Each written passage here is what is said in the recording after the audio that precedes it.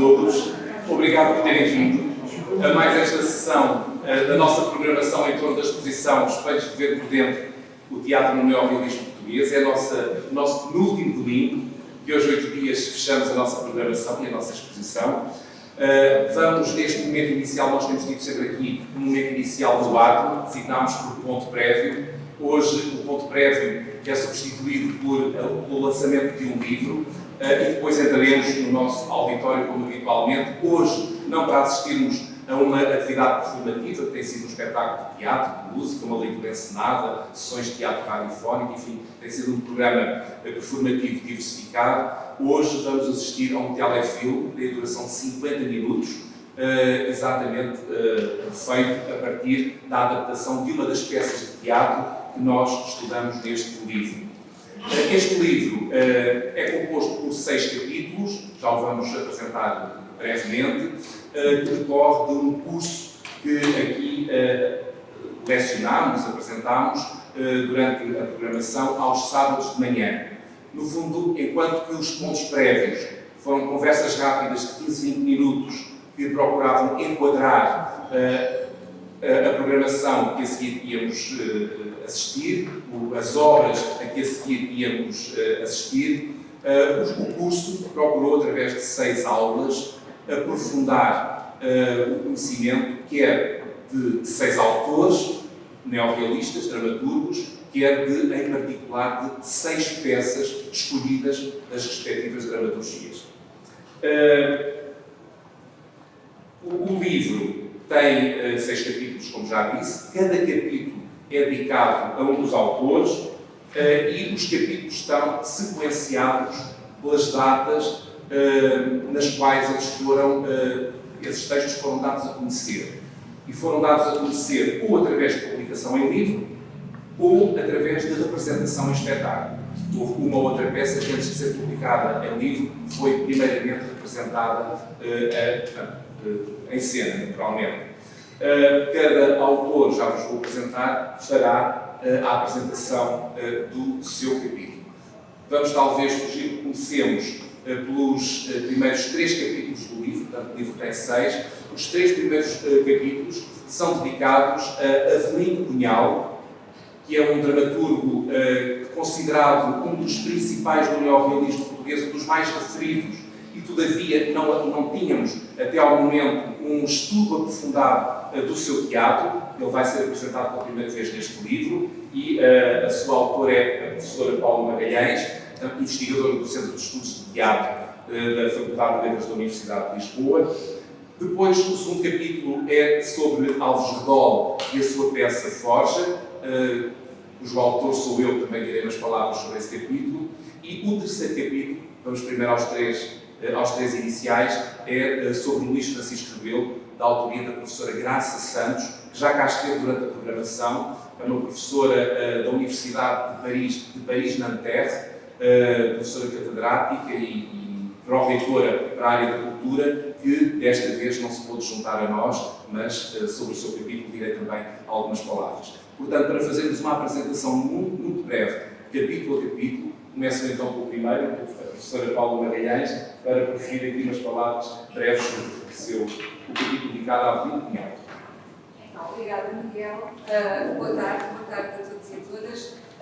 Se calhar, antes de apresentar um bocadinho, muito brevemente, o capítulo, dizer-vos fora um bocadinho da experiência que foi para mim trabalhar a dramaturgia do Avelino Cunhal. Foi um verdadeiro mergulho no escuro para mim, convite do Miguel Falcão, que não cansa de agradecer por poder, de facto, participar deste projeto maravilhoso que é esta exposição, ter conhecido este museu e também ter conhecido um pouco da dramaturgia do Avelino Cunhal. E porquê que eu digo um pouco?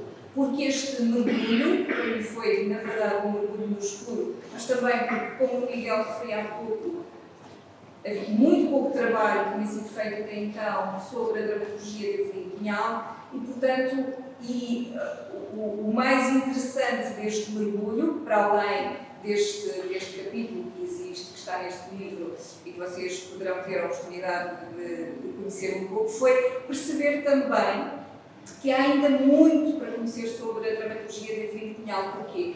porque este museu tem o espólio do Avelino Cunhal e há, para além daquelas que são as peças editadas e que são conhecidas, há ainda muitos manuscritos neste espólio, portanto, dizer-vos que há ainda muito para conhecer sobre aquilo que é o teatro que Avelino Cunhal escreveu.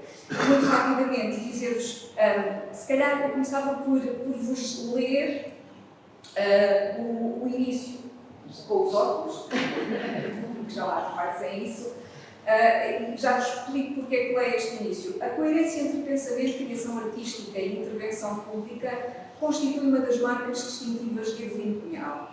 E no seu percurso, como refere Luís Francisco Rebelo, com quem Avelino Cunhal provou de perto, não há distinção entre o homem que age, o artista que pinta ou escreve. De facto, só vos li esta primeira passagem para vos dar conta daquilo que me parece que é a palavra-chave para definir este homem, que é a coerência. A coerência na vida como advogado e a coerência na arte que ele defendia. Uma arte útil, uma arte em que há a primazia do individual, do social em relação ao individual, e é de facto isso que encontramos na obra que foi escolhida para de alguma maneira ser destacada, que é o Ajuste de Contas, onde de facto nós temos de alguma maneira, o expoente máximo dessa defesa de uma arte útil, uma arte socialmente comprometida, e é também esse o título que eu, por um teatro socialmente comprometido,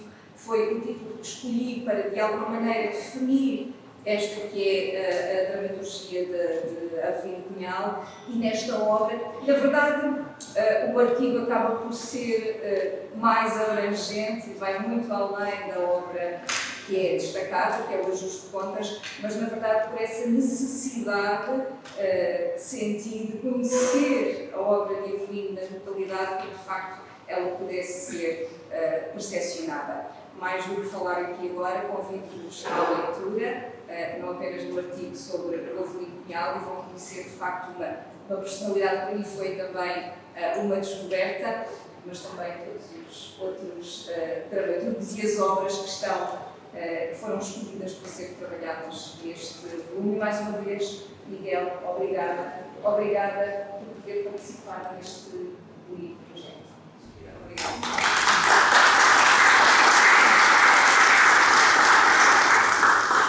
O capítulo seguinte, como disse, é dedicado à Forja. A Forja, no fundo, é uma peça muito relevante dos anos 40 de Alves Redol. Foi escrita entre 46 e 47 e publicada em 48. E o que eu procuro mostrar neste artigo, por um lado, é que o Alves Redol não foi apenas, no que ao teatro diz respeito, um dramaturgo. Ele foi, sobretudo, um homem de teatro, e há estudos sobre isso, há investigação sobre isso e até publicada. Ele foi, sobretudo, um homem de teatro, foi ator amador, foi ensaísta, foi fundador de vários coletivos de teatro, esteve sempre muito integrado no meio teatral, interessou-se muito por teatro e considerou a Forja, agora lá disse em cima na visita guiada, considerou a Forja um dos mais belos momentos da sua vida de escritor. A Forja é, ao mesmo tempo, inspirada na história da sua família, numa parte da sua família Ferreira, o avô Ferreira e a avó Ferreira, e também inspirada na conjuntura histórica do pós-Segunda Guerra, e em que, ele diz isso mais tarde no prefácio, porque a peça foi reeditada nos anos 60 e, portanto, Redol, nos anos 60, na sua obra praticamente completa, editada nos anos 60, escreveu uma série de prefácios para várias peças e romances que foram, de facto, muito importantes para conhecer o seu pensamento. E ele diz no prefácio à Forja que a peça foi também uma forma de denunciar, nos anos 40, a frustração que causou à humanidade a bomba de Hiroshima e Nagasaki, e, portanto, de certa maneira, a fogueira da Forja também simboliza um pouco essa bomba sobre a humanidade. Neste artigo, procuro também mostrar que, diferentemente do que alguma crítica e alguma ensaística tem defendido, desde cedo, os neorrealistas, e neste caso Alves Redol em particular, alinharam os modelos europeus do teatro, eram conhecedores, ou em alguns casos profundos conhecedores, daquilo que ia sendo feito e traziam para dentro do seu teatro, de forma mais exuberante ou mais discreta, alguns recursos usados por outras estéticas. O Alves Redol, em 46, passou uma temporada em França e resultou um livro dessa sua temporada em França e, portanto, veio também muito entusiasmado, por exemplo, pelo teatro existencialista, nomeadamente de Sartre, que estava em cena em Paris nessa altura, e é possível ver na própria Forja alguns apontamentos, podemos dizer assim, algumas influências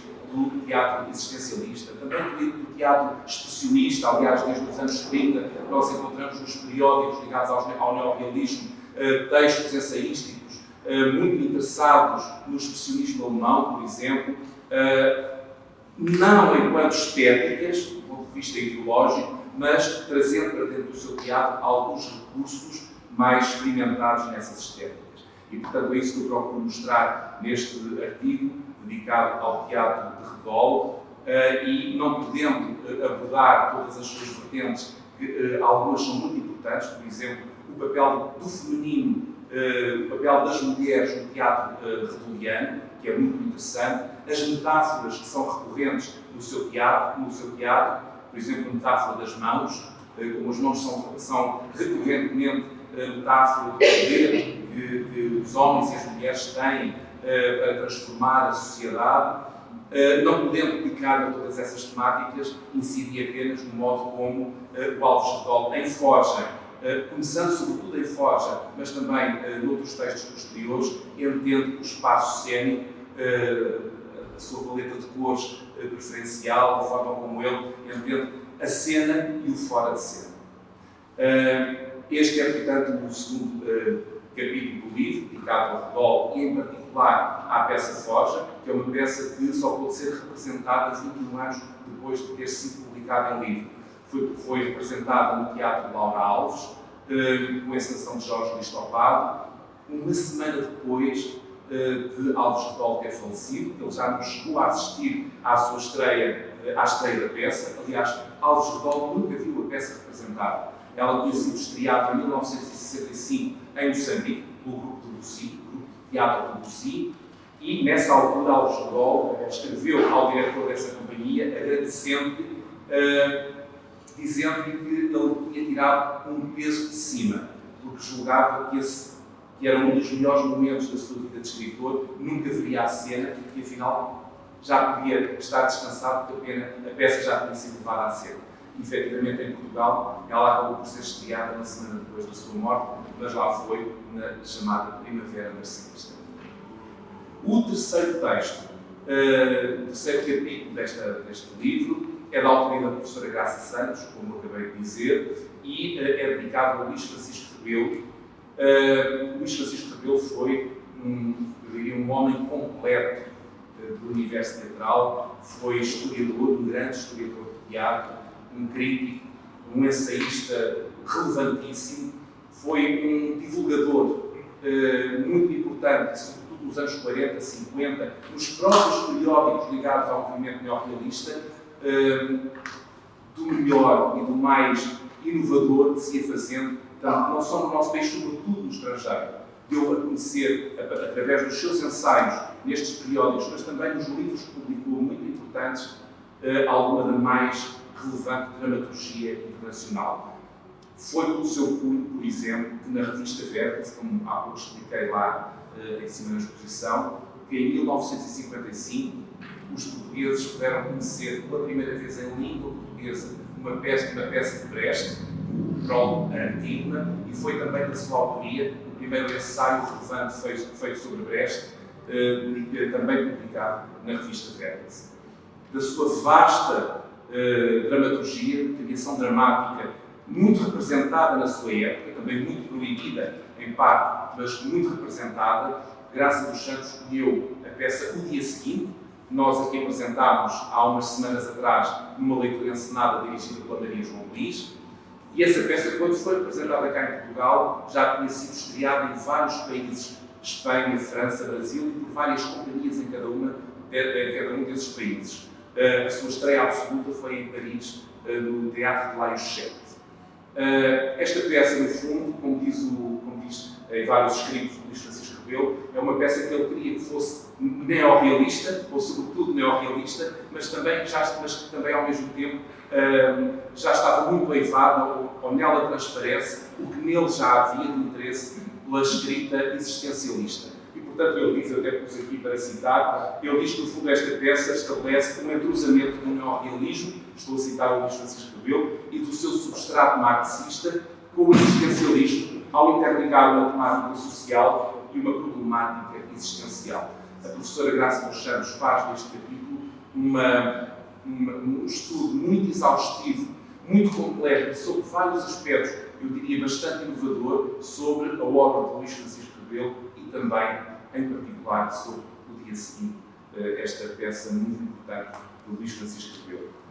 Os 3 capítulos seguintes são dedicados a Romeu Correia, da autoria da professora Edith Condeixa, uma grande estudiosa da obra de Romeu Correia, a Luís de São Monteiro, estudado aqui e apresentado no capítulo do professor, também poeta, dramaturgo, ensaísta, Domingos Lobo, e, finalmente, o capítulo dedicado a Bernardo Santareno, da autoria da professora Maria João Brilhante, professora da Faculdade de Letras da Universidade, professora tanto assentada já da Faculdade de Letras da Universidade de Lisboa, investigadora do Centro de Estudos de Teatro da mesma faculdade, do qual, aliás, foi também diretora durante vários anos. Eu convido, portanto, à vez, os 3 autores para também fazerem uma apresentação muito breve dos respectivos capítulos. O professor Edith Condeixa, sobre Romeu Correia. Boa tarde a todos. Aproveito a ocasião de estar aqui no Museu do Neorrealismo para dizer publicamente o quanto agradecida e feliz me sinto por ter conhecido já há bastantes anos aqui neste recinto, quando o engenheiro Rodolfo me trouxe cá e me apresentou ao Sr. Dr. David. Logo na altura, o Sr. Dr. David foi de uma doação enorme, os materiais que me cedeu e que muito me ajudaram a desenvolver o meu conhecimento sobre o neorrealismo. Foi lá que eu li a primeira vez apaixonadamente este grande amigo, quem sou também uma fã indefectível da sua investigação. E juntamente com isto, dizer-lhes que também quero dizer publicamente que ao engenheiro Rodolfo se deve o facto de nós termos hoje aqui este livro, porque foi ele que, como é que se diz, que exatamente, obrigada, patrocinou a edição. E quando finalmente sobre estas pessoas, quando ao Dr. Miguel Falcão, devo dizer, cheguei muito bom, nós na vida,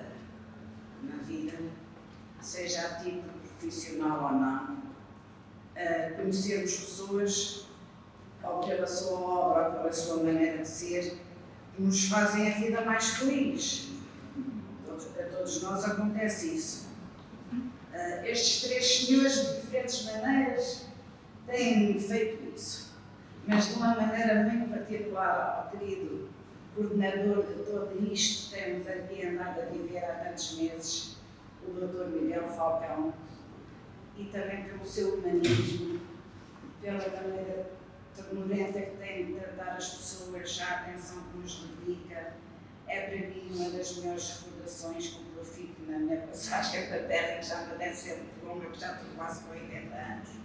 Portanto, para todos eles, para os 3, peço uma salva de palmas muito sentida.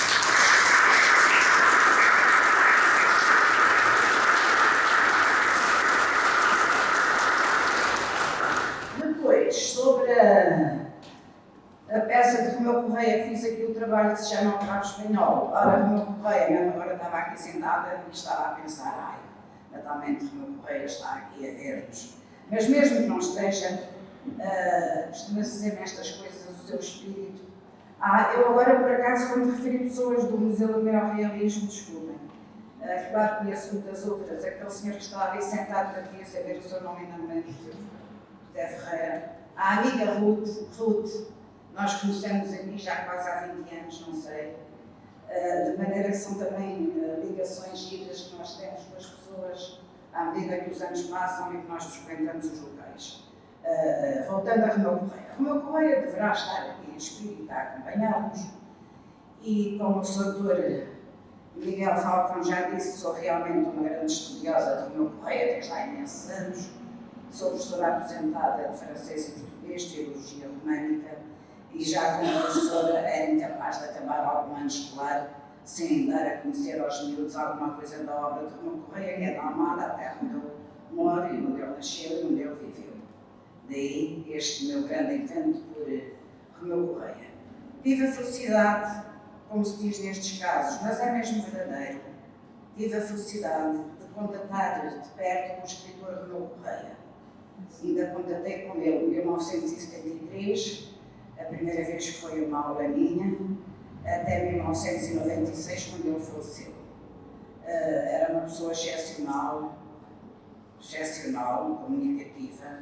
A arte dele falar e comunicar era como um ator que já tivesse nascido assim. A sua obra é muito vasta, muito grande.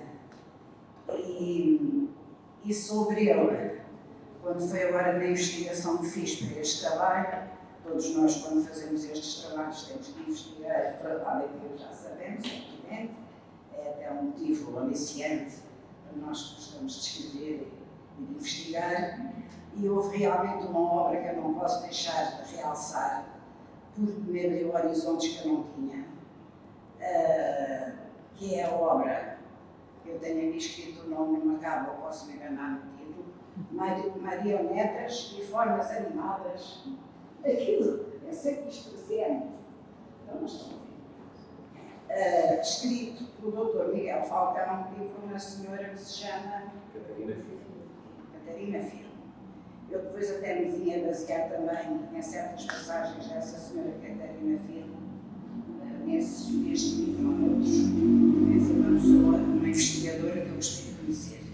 E então, neste livro que eu acabei de citar o nome, pronto, é giríssimo, é uma maneira normal de falar.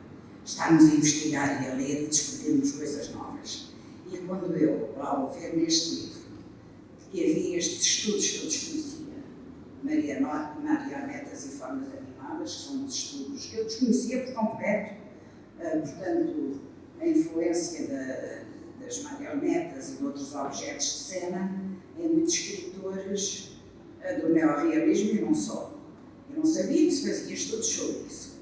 E quando cheguei a uma página onde está escrito, e é verdade, está escrito num artigo escrito pelo Dr. Miguel Falcão, que Romeu Correia, meu querido Romeu Correia, foi dos escritores que mais utilizou essas formas de expressão. Fiquei muito feliz, como devem imaginar, e também agora não vou dizer o que é que aprendi mais relacionado com isso, por todos os motivos, mas gostei imenso de ver como é que atualmente ainda há estudos dedicados às marionetas, aos fantoches, a tudo isso, numa perspectiva universitária, que achei realmente veras interessante e partilho aqui convosco. Não sei se já estou a demorar muito tempo. Está-me a acabar. Então pronto, eu acabo só com uma referência a Romeu Correia, ao artigo. O Cravo Espanhol é uma maravilha. Convido todos a comprarem o livro. A senhora certamente irá falar do preço do lançamento, na verdade, não altura de falar. Está muito em conta e digo-vos que realmente será uma leitura muito interessante. Depois compararmos os artigos uns com os outros, não é verdade? Será realmente uma leitura muito proveitosa para todos vós. E Romeu Correia, se estivesse aqui, no seu espírito neorrealista, nasceu e morreu com ele. Pronto, não posso promover, mas é um dos últimos livros que ele escreveu, já com 80 e tal anos, ainda tem como que um segundo neorrealismo patente, em que ele dava a conhecer, como sabem, a literatura neorrealista dava a conhecer a pobreza e as dificuldades sociais. Ele também o fez e dizia sempre que o que ele mais desejava era que as pessoas encontrassem o seu caminho e fossem felizes. É aquilo que eu também desejo a todos nós.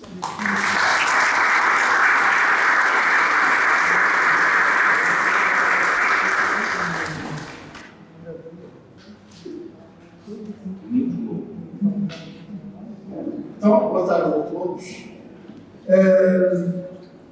Eu tinha já publicado um texto sobre o Luís Tal Monteiro, sobre o Felizmente ao Lar, numa das revistas Nova Síntese, não sei em que número. 13. Foi 13, não é? Já não foi. Mas, desta vez, eu tive uma abordagem diferente em relação ao Felizmente ao Lar, enquadrando-a com o seu tempo, precisamente com o ano em que a obra foi publicada, 1961. Em 1961 foi um ano terrível para o Salazar, porque sofreu vários percalços, logo a começar pela Índia, com a invasão da Índia, da Goa da Maldiviu, depois pelo arco que conseguiu, não sei muito bem como, tomar conta de um dos aviões da TAP, aquilo não podia haver lá muita vigilância no aeroporto, e andaram por Lisboa, por Barreiro, por Beja, etc., a distribuir uma série de panfletos contra o regime. E outra, tão grave quanto esta, ou mais grave ainda, foi exatamente o Santa Maria, que foi também apreendido por Henrique Galvão, e também pelo Souto Maior, o capitão espanhol antifranquista, que conseguiram, com aquele golpe, demonstrar que o fascismo existia em Portugal, que era duríssimo e que as eleições que tinham acontecido eram realmente uma farsa. E é um episódio aqui muito curioso. Nesse dia em que o Lar andou a distribuir os panfletos via TAP, foi um noticiário do Rádio Português, onde estava o Luís Filipe Costa, como sabem também ele, realizador de cinema, também ele, escritor muito bom, policiais, dois policiais magníficos, que aos microfones do Rádio Português, como não se podia referir ao facto, disse: o céu está muito nublado, mas felizmente há luar. É um processo ideológico, sobretudo, que eu tento explanar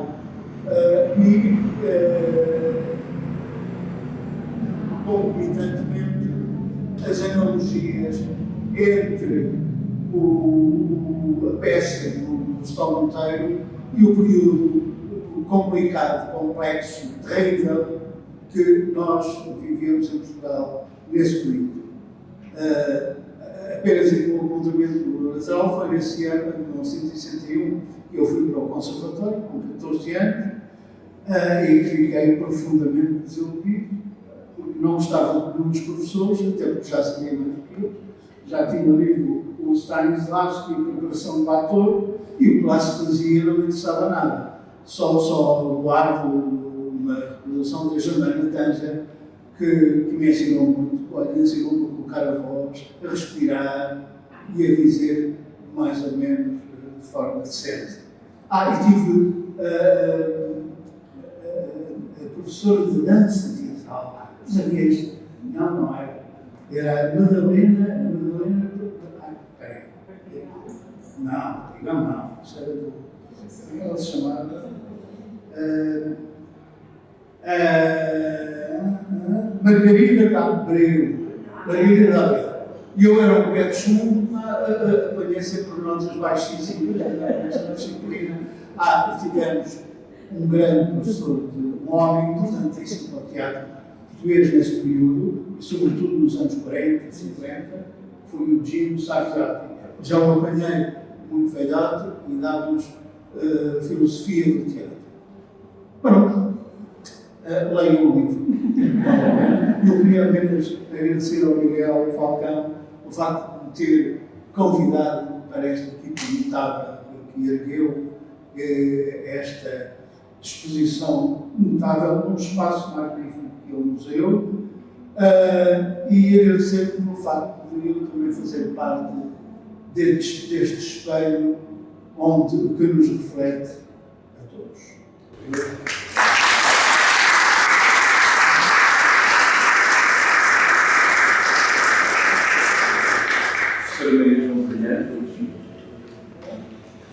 Serei muito breve, obrigada a todos por estarem aqui, fico muito contente.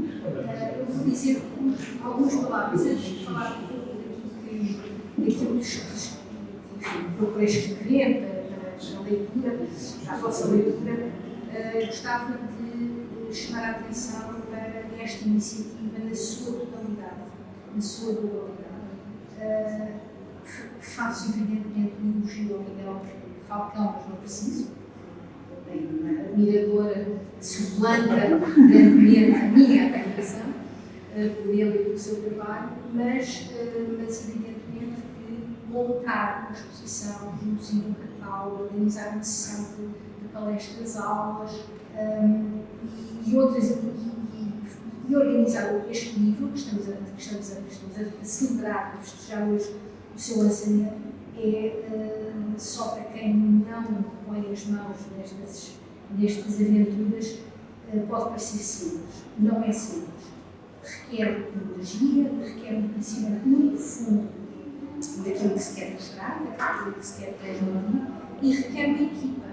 E o Miguel escolheu muito bem as pessoas com quem trabalhou e, sobretudo, escolheu uma instituição que tem uma abertura para o conhecimento e para a experimentação, para a pesquisa, como é o Museu do Neorrealismo, o seu livro.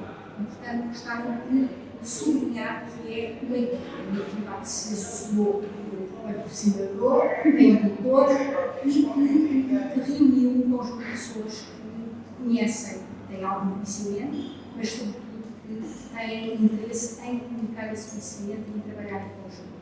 Portanto, gostava muito de sublinhar isto e de fazer votos para que esta exposição não fique por aqui. Já sei que irá para o Festival da Almada, que é magnífico, porque é largo o público do Festival da Almada, portanto, chegará a mais pessoas, mas eu noto nela uma vocação para chegar a públicos mais jovens, porque estamos num momento muito complicado, como todos sabemos, não é? Estamos num momento de apagamento, num momento onde existe dificuldade entre os jovens, mais ou menos jovens, em fazer as suas escolhas, em desenvolver o seu pensamento crítico e, sobretudo, em ir à procura de informação que não têm, porque não viveram outras épocas, mas tomarem de ano leve ou superficialmente aquilo que foi a ação, a luta de muitos que aqui estão neste museu, que deram neste museu as suas obras, os seus espólios,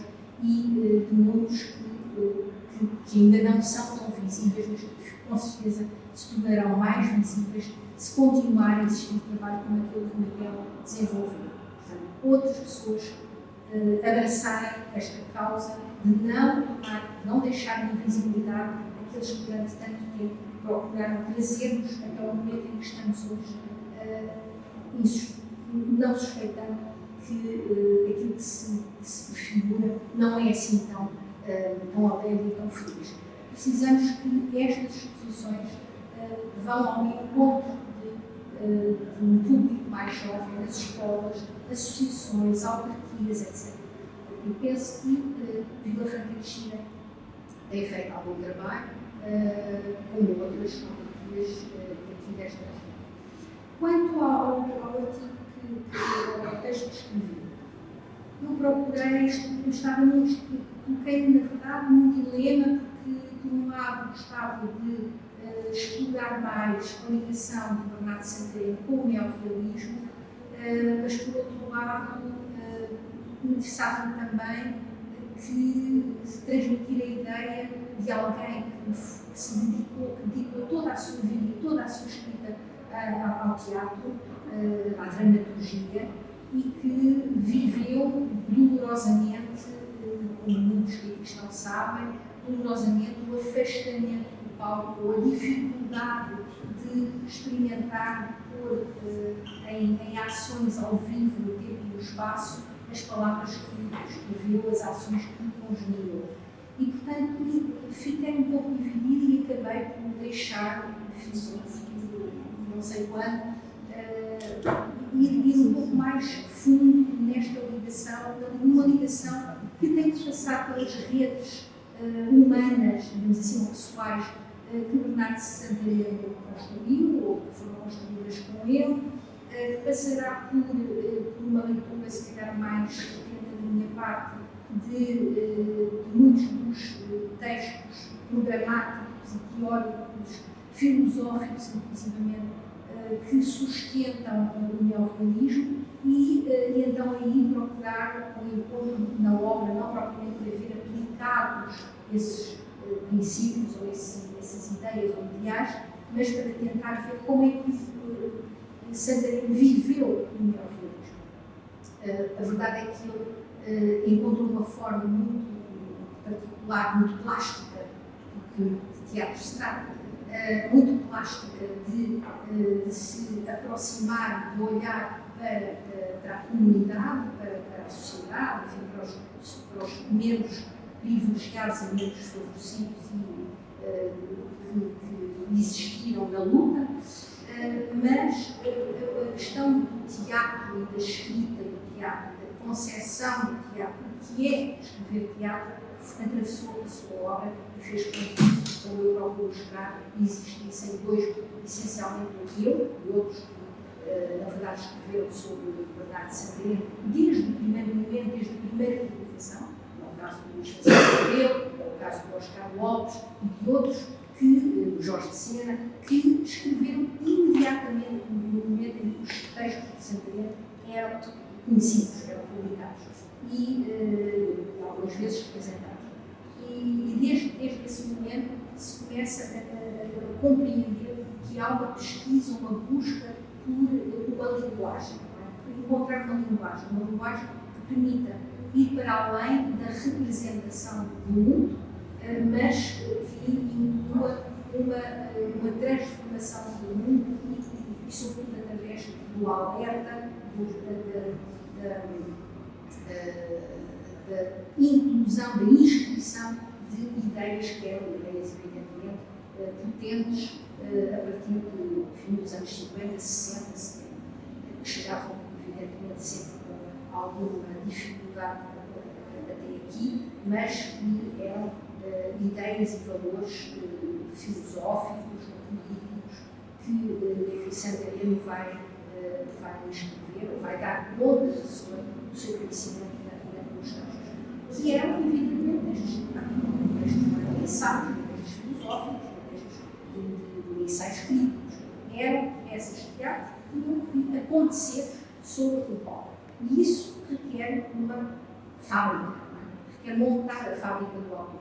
E eu procuro mostrar um pouco como ler este texto, que é já desse período, 69, desse período em que para o qual confluem várias tendências do teatro ocidental e tentar perceber como é que ele as exercita em palco, pensa e imagina a sua realização. A peça, como eu disse, foi publicada em 69, foi representada em Cuba em 70 e só depois de 25 de abril viu então, subiu aos palcos através da Companhia Rafael Oliveira, o FRAC, da Operação do Parlamento, outras que já tinham sido representadas em teatro nacional. Portanto, é um pouco isso que eu vou mostrar. Um homem que sempre interrogou a própria escrita para teatro, sempre vivendo a insuficiência de não ver os seus textos regularmente no momento em que eram escritos, portanto, em que faziam sentido como verbalização e representação de momentos de críticas à atualidade e à realidade difícil que vive o país, sobre o regime de Salazar, depois de Marcelo, e um homem que foi recebido pelos seus pares com uma extrema curiosidade, às vezes com críticas não muito agradáveis, mas com uma grande curiosidade. Havia nele um potencial que todos os outros reconheciam e que me impulsionou a sua própria escrita. Muito bem. Muito obrigado.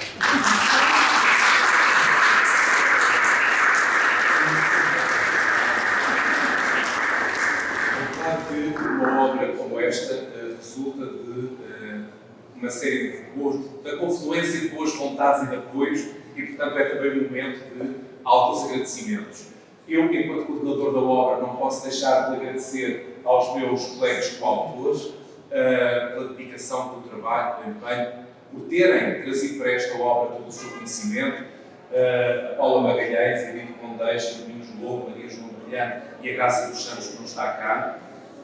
O meu grande obrigado.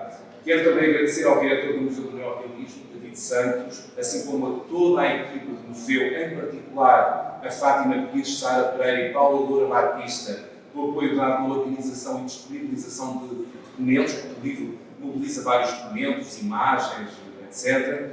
Ao Museu Nacional do Teatro e da Dança, em particular a Sofia Patrão e Wanda Piteira, e ao Teatro Nacional Dona Maria II, em particular a Cristina Faria e Vera Azevedo, em ambos os casos pela cedência de imagens. O livro tem bastantes imagens.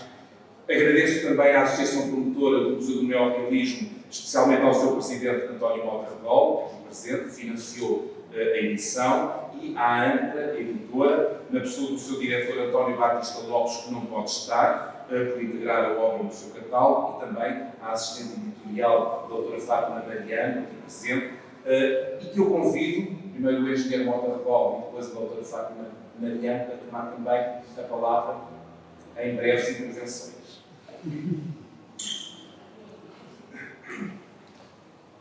Ora bem, ao contrário do que é costume, só falo do tema em jogo, o Domingos Lobo levantou umas questões interessantes, mas nesse sentido houve mais coisas que o que pôs em causa hoje, foi o assalto à Beja e o assalto à prisão de Luanda, não é? Das forças do MPLA.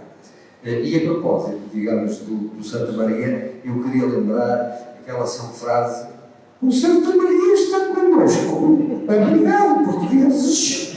Acho que alguns daqui ouviram. E é este gaga, que é um senhor que era que venham três, não chegam, venham três. Pronto, posta essa parte, em 62 continuou as desgraças do Ugi, porque caiu a crise académica de 1962, logo a seguir, não é? Em março de 62, que se prolongou até junho. E a propósito disso, eu lembro de uma frase de Salazar que dizia: nós temos que acabar com eles antes que eles se sentem nos nossos lugares. O que é que aconteceu? É que eles sentaram a subir nos lugares. Já não queria. O Jorge Sampaio, secretário-geral da Geria, na altura, foi Presidente da República. O Eduardo Ferro Rodrigues, Presidente da Associação de Económicas, foi Presidente da Assembleia da República. E muitos outros ocuparam muitos cargos ministeriais e de todo género. E eu lembro, há dias morreu a Maria Emília Manuel Santos, que teve um papel fundamental na educação de Portugal, como muitos não é? É mais uma que sentou na cadeira do Salazar no caminho de sentasse, não é? Pronto. E depois tudo isto, quer dizer, está fora do assunto, mas hoje é bom que a gente vá lembrando destas coisas, porque há quem queira esquecer, não é? E é bom que a gente se lembre e fale aos outros, especialmente dos mais novos, não é? Mas pronto. De facto, foi a associação que fez o apoio financeiro deste livro, é o 62º, é aquele 62 e este é o 62 também, é o 62º que a Associação apoia. Fora o que é costume, foi o Miguel Falcão que nos pediu para fazer o apoio, isto não será ao contrário. Nós é que costumamos saber que existem publicações que ninguém quer publicar e que nós, a Associação Promotora, pedimos aos editores para publicarem, muitas vezes até sem os autores delas intervirem. Nós convencemos os autores a aceitarem que os seus livros sejam publicados, por toda maneira, sem o apoio da Associação, eles não serem publicados. E, portanto, não queria dizer mais nada, porque é muito breve aquilo que eu devia dizer. Já falei de um assunto que não devia, porque eu gosto sempre de falar de assuntos que estamos a tratar em nome de outros, mas faço aquilo que o Domingos Lobo disse, vi-me obrigado a recordar outras coisas, que é bom que nós continuemos a falar disto, e cada vez mais se fala, porque há aí quem queira fazer esquecer essa situação.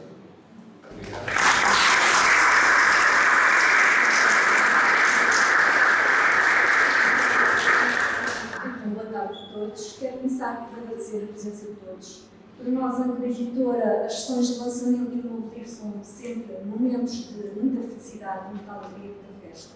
E, portanto, é bom ver muitas pessoas aqui hoje nesta sessão de lançamento do livro. Quero agradecer ao engenheiro António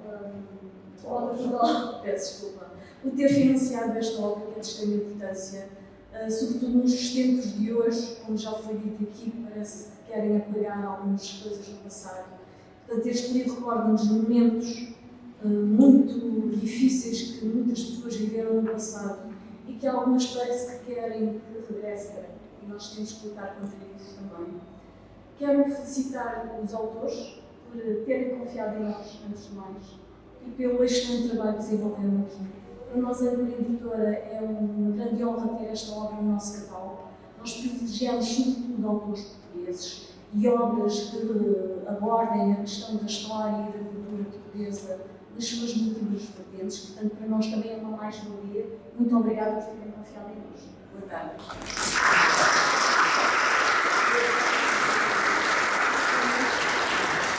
E para terminar, resta-me dizer que, relembrando, de hoje 8 dias vamos fazer a festa de encerramento da exposição e da programação. Estão desde já convidados nesse dia, para além das conversas habituais que costumo ter aqui.